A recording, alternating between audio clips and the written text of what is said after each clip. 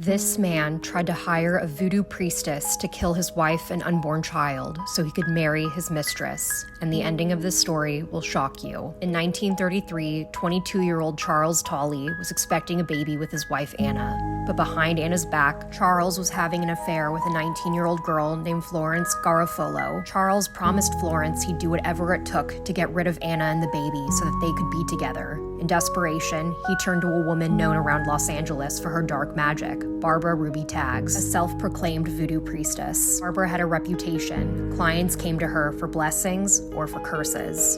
When Charles and Florence handed her $351 to cast a death spell on Anna and the newborn child, she agreed and performed the ritual. However, days passed and nothing happened. Furious, Charles began stalking Barbara, pounding on her door, demanding results, shouting that his wife was about to give birth. One night, he showed up with a gun and told her, "If my wife and that baby aren't dead in 24 hours, I'll come back for you." Panicking, Barbara bought chloroform, planning to kill Anna herself.